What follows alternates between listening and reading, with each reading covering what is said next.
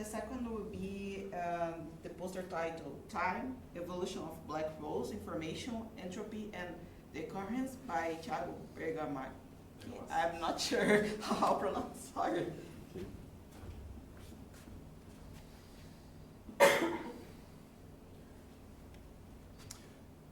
Hi everyone, I am Thiago and I'm a PhD student at São Carlos Institute of Physics from University of São Paulo. And I'm going to summarize a bit of the ideas that I will discuss at the poster session. The poster title is Time Evolution of Black Holes, Information, Entropy, and Decoherence. And the basic idea is to try and summarize some key properties and problems in the context of semi-classical gravity and black holes. By semi-classical gravity, I mean the theory that simultaneously takes into account quantum field theory and general relativity. Thus, it is quantum field theory in curved space-time, while also taking into account the possible ways quantum fields can affect the space-time structure. Even though we do not have the particular mathematics to describe that, also known as back reaction effects, we can still try to understand what would happen if we were able to describe the energy content of quantum fields on the curved spacetime. So within this framework, black holes are defined as regions of no escape due to the gravitational interaction. So they are classical objects, and our goal is to understand how they will change over time when one takes into account all fundamental interactions. But as we know, in relativity, time intervals are no longer absolute, which means that statements such as time evolution can be a bit misleading depending on the observer on which we're referring to. And because of that, when we make time evolution statements, we make use of Cauchy hypersurfaces as a structural time evolution description. What does this mean? It means that we are using the well-behaved causal structure of space-time in order to slice it in space-like hypersurfaces, so that we can interpret each of those hypersurfaces as instants of time, even though there may not necessarily be any family of observers which would agree with the time intervals described by Cauchy hypersurfaces. But because it is a covariant way of making statements, it is better to use them as a time evolution description. And in fact, it only makes sense to, one of the assumptions of quantum field theory in any space-time is that the space-time possesses Cauchy hypersurfaces, because otherwise you would not have a well-posed Cauchy problem, so it would not be simple to describe the dynamics of the field. Okay, so given this context, we can talk about the evolution of black holes over Cauchy hypersurfaces, which is just a more precise way in general relativity of describing the time evolution of black holes. And the first question and property of interest is what I refer to as the black hole information problem, which can be understood as a question regarding the final product of black hole due to the evaporation process.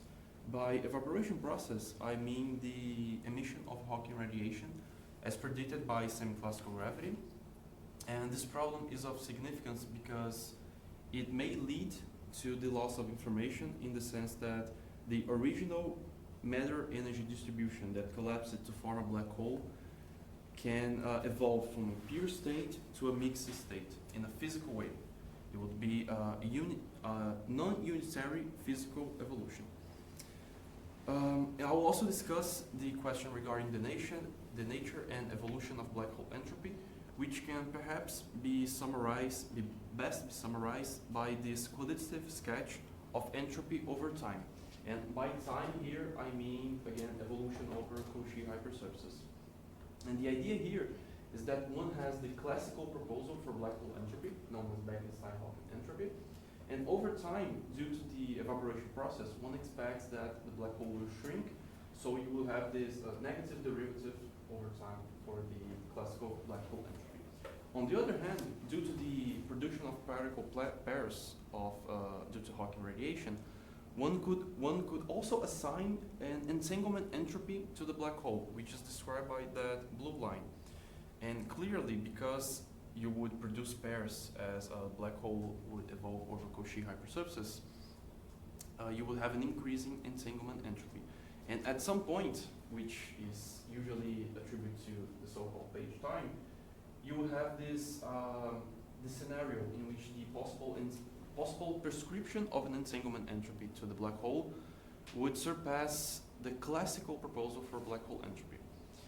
And this line in red would be the page curve, which is the proposal to try and fix this, not contradiction, but this open issue of possible discrepancy of the classical proposal for black hole entropy and the quantum proposal, if you may say that, for black hole entropy.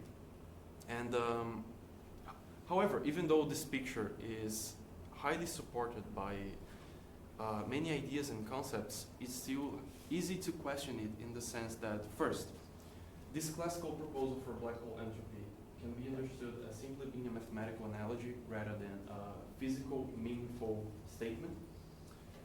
This evaluation of entanglement entropy is still highly skeptical in the sense that we do not have adequate and well-defined renormalization methods in general for curved space-time. And one also has the question of what would be the mechanism which would describe this phenomenon here of the page curve increasing, and then at some point, at this page time, it would follow the expected behavior for the classical proposal. So there are many open questions in this sense regarding the black hole entropy, and at its core, it can be understood as simply a manifestation of our ignorance of the degrees of freedom that would eventually describe the black hole entropy. And finally, I will also discuss some interesting properties of black holes in the context of gravitationally induced decoherence phenomena.